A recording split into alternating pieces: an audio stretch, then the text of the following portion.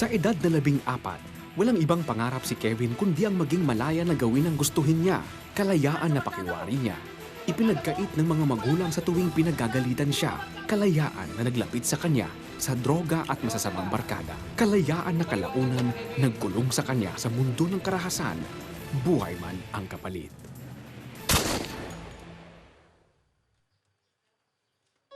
Datapwat lumaki sa isang Kristiyanong pamilya, lumaking rebelde si Kevin dahil sa masamang impluwensya ng barkada. Lumalim din ang kanyang galit sa magulang. Nagwawala na po ako, tapos minumura ko na po sila ng talikuran. Kaya sabi ko na, dapat di na lang kayong magulang ko. Umiyak na lang po sila sa harapan ko. Pagkalabas ko po, diyan po nanghanap ng gulo. Sa ibang tao ko po, inaano yung galit ko. Siyempre masakit kasi ang mga panahon na yun, sinayang yan na wala kaming ginawa sa kanya. Ang pangarap namin ay sa kanya ay mapabuting buhay niya at gusto ko sa paglaki nila mahubog sila ng salita ng Diyos. Bukod sa pagiging basagulero, nahumaling din si Kevin sa droga. Upang matustusan ng bisyo, sumama siya sa mga sindikatong nagtitinda ng ipinagbabawal na gamot. Bago po pumasa ganun, kinausap muna ako. Pag pumasok din ako doon, kailangan panindigan ko na. Kasi pag lumabas ako, na yun, pwede na akong patayin. Bukod sa pagtitinda ng droga, napasubo rin siyang maging isang batang hitman sa edad na 16. Sabi nila, ito acid to. Kapalit ng drugs, patayin. Napaisip muna po ako. Pero sa isip ko, malaking pera na to. Isang bulto na shabu, kapalit ng 30,000.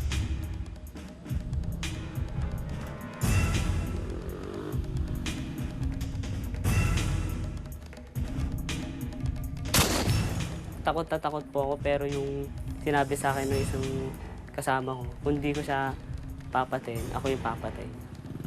Yun po, mas sinugal ko na lang. Nasundan pa ang ganitong pagpatay ni Kevin dahil na rin sa pagbabanta ng mga sindikato sa kanya. Ngunit sa ikalawang pagkakataon, hindi na basta takot ang bumalot sa kanyang pagkatao. Wala na po ako sa sarili. Wala na po akong kilala. Ganyan. Gusto ko na po mapag-isa. Tapos buring na po isip ko. Hindi ko na iniisip yung magulang ko, kapatid ko. Iniisip ko na lang po sarili ko. Kasabay ng pagkatago ni Kevin ay ang pagtiwalag sa sinamahang sindikato. Gusto ko na magbago, ayoko na sa ganitong sitwasyon. Dahil isa na lang yung pagbabagsak ko kundi kamatayan na. Nainiwala po ako na once na namatay ka, na masamang tao ka, sa impyerno ka pupunta. Ayun po yung kinakatakutan ko, kaya takot rin po ako mamatay. Makalipas ang ilang araw na pagtatago, bumalik si Kevin sa kanyang pamilya sa nais na magbago. Nanaginip po ako na may 3 anghel daw na bumaba sa langit. Tapos ginigising daw ako, sabi sa akin, bumangon ka, gagamitin kita. Pumunta ka sa may court, may nag-aantay sa'yo doon. Laking gulat ni Kevin nang madatnan ng grupo ng mga kabataan na nangangaral tungkol kay Hesukristo. Kung ano daw yung past mo, babaguhin ka niya. Tapos yun, naramdam mo sa heart ko na unting-unti na lang pumatak yung luha ko. Tapos yun, biglang nag-pray ako kay God na gusto ko na talaga magbago. Humingi ng tawad si Kevin kay Jesus mula sa mga kasalanang ginawa.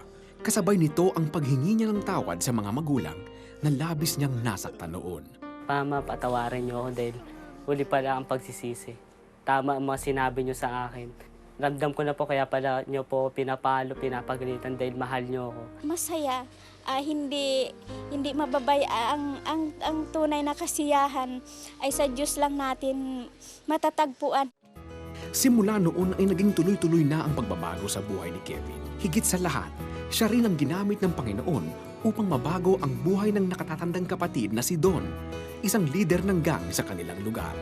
Thank God na may ginamit yung kapatid ko para mabago, at hindi lang ako, kundi yung mga nililid ko rin ng mga tao. Today po, nagdidisipulo na rin po siya ng mga kabataan na dati po sa kanyang, na kasama niya po sa gang. And really, God is really amazing.